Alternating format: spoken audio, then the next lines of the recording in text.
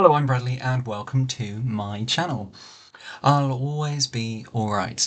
Now, a lot of people might think that that's a little bit big-headed or a little bit stuck up, or what on earth gives this person that much tenacity, that much grit to be able to think whatever they go through, they'll be okay. Well, it's not that at all. It is not that. Ingrained in my mind and in my heart is a very, very special bond throughout my whole life.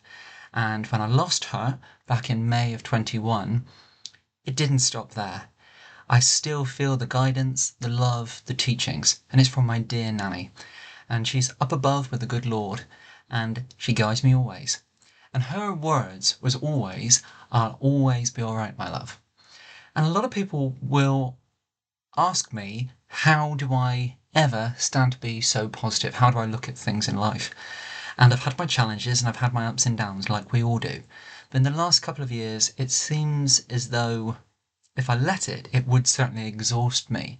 Through health, through family, through one thing or another, we've really had a lot to deal with. And myself personally, I've had a lot to deal with. My family and my friends will know that it's been challenging, but it's never stopped me and it certainly doesn't define me. You'll note that I'm very, very quick to put a positive spin on that. And sometimes I do get upset, sometimes I do get sad, and sometimes, I'll be honest, even though I've got all of my family around me and I'm very, very blessed, I do still feel quite isolated with it all going on. But however, I choose to be positive in the face of it. Now, for me, I always concentrate on that element of hope that a brighter day will follow. After any storm in our life, a brand new, bright, beautiful horizon will always follow. And of course, there will be after effects which we all have to deal with. But if we face them positively, this will be okay. This will be okay.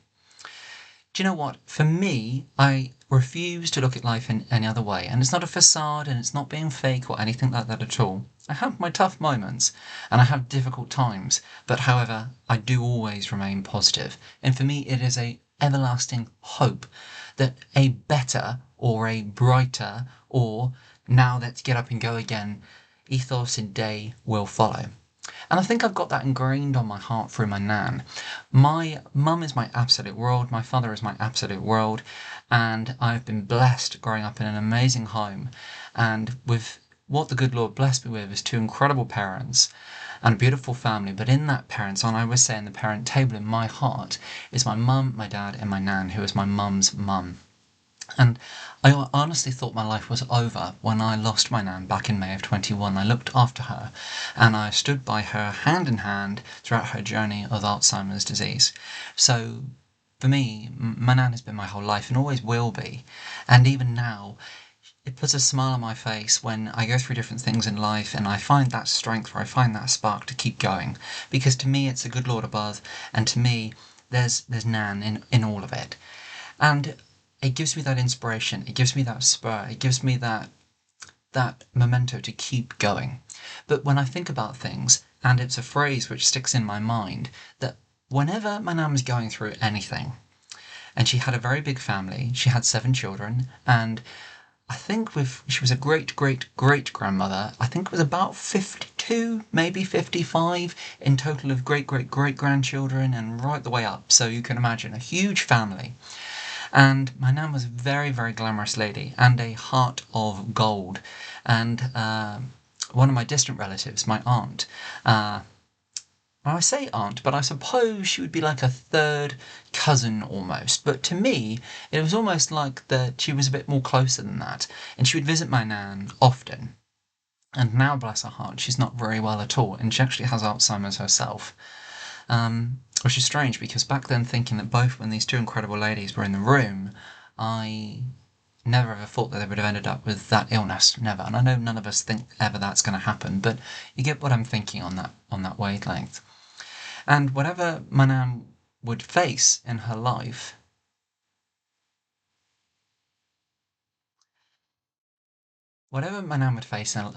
let's pause that there for a moment. My relative, as we were speaking, distant relative, would always say that when my nan walked into a room, it was like a film star walked into the room. And you know what it truly, truly always was? My nan was a very, very glamorous lady. And always, as my nan would say, done up to the nines, and always absolutely immaculately dressed, beautifully dressed, stunningly styled hair always, absolutely makeup to perfection. And my nan, just whatever, she faced anything in life full on, always dressed to the nines and just full on. And whether it was one of her children, whether they were in their 50s or later, because she was blessed to see them. I lost my nan at the age of 95. She was just shy, several days away from 95, and we were just due to have her birthday party at 95. And so my nan seeing her children to a very ripe age, and to some of them they were in their mid-60s. And as I say, my nan had 7, and she lost 2 children to lung cancer. So she's had her heartbreaks, and she lost her husband, my grandfather, back in 93. I was only 1, so my nan was in her later 60s when that happened. But you know, whatever she faced in life, and this is the essence of the clip I'm talking about today, is that she always said, "I'll always be alright, my love." And I always thought that was strange, that it wasn't that she showed emotion, because she always did. And sadly, I'd even seen my nan cry. Sometimes where she was stressed, sometimes if one of her children were unwell, or if they needed something, or she was going through something. My nan was very soft-hearted, so she would always take things to heart. But she was an incredibly powerful lady and an incredibly strong lady. And there would be nothing she could face. She worked her whole life, and I think my nan worked up until her later 70s. And she would always be there, so whether or not it would be someone with a minor issue to somebody going through a surgery, or God forbid it's some sort of accident or anything like that at all, my nan was always there, and she was the first one there, even with the grandchildren. I remember growing up, I'd cracked some ribs, and my nan came out from I was off school at the time, and of course my nan came out, she'd sat with me, she'd give me a hug, she'd be there as kids if anything had happened or anything, she was always there. I remember from one of my first operations, my nan couldn't be at the hospital, but she was so stressed that my brother had actually, he knew that my nan would want to know I was okay and want that of being with me.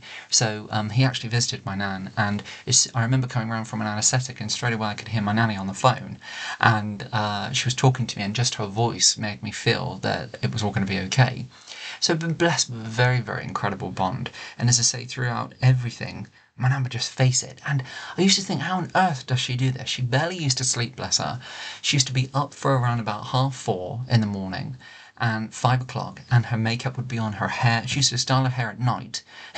And then she used to wake up in the morning, and then, as she would say, afro or tease it out. And all of her a beautiful set routine. And so she would always literally be on point to help. And she was the most incredible grandmother, the most incredible mother, and the most dearest incredible friend.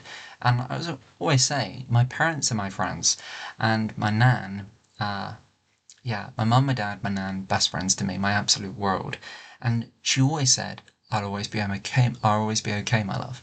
And even when she had Alzheimer's, and as things progressively got worse and my nan's memory started to decline, she was always, mum and myself worked really, really hard to keep my nan as my nan.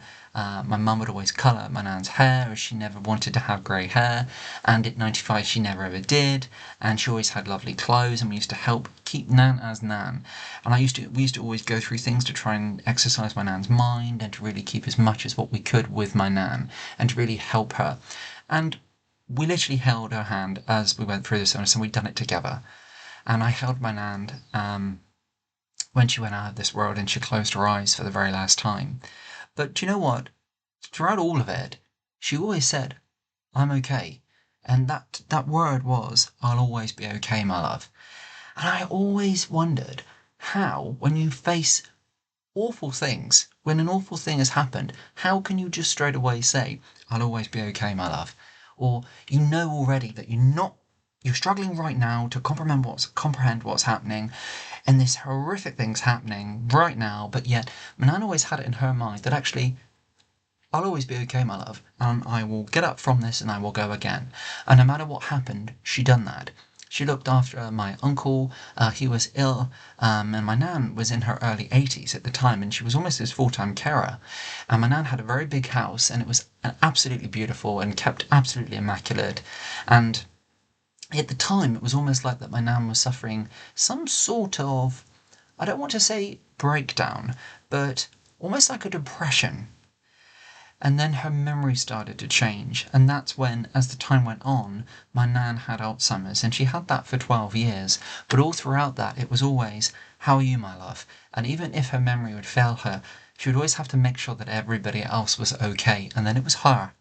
And even then it was, "I'm okay, my love." And even though it later on in her illness, it was almost like she didn't have a memory. It was always that strength, that tenacity, that positivity that this will pass and I will always be okay. So I think that that is my connection with my nan, that I will always be okay too. So very, very special. And I just wanted to share that on my channel because I've had some incredible comments lately. And I had a wonderful comment which said, how do you remain positive? How would you always remain positive? And you know what, for me, personally, straight away, it's the hope that, do you know what, none of us are blessed with a tomorrow, and I am going to run with this blessing of life, and I'm going to write my book how I want to, and I'm going to face everything positively, and I am going to make a difference in this world. I'm going to spread goodness, I'm going to spread kindness, I'm going to spread positivity. And in my heart, that's my mind, in my heart, it's that connection with my dear nanny, that actually I'll always be okay. She was, I am, and mum always is. And I grew up in that love, I grew up in that bond. So do you know what? I'm always going to be okay. God bless you, take great care, and remember, my friend, whatever you're going through, this storm is going to pass. This storm is going to pass, and you are stronger than you believe and what you think. And sometimes take a moment for you, restock, and get up and go again, because it's all so, so worth it. And my friend, God bless you, this will pass whatever you are dealing with. And join me. I will always be okay. God bless and take great care, and I look forward to you joining me real soon. Bye now.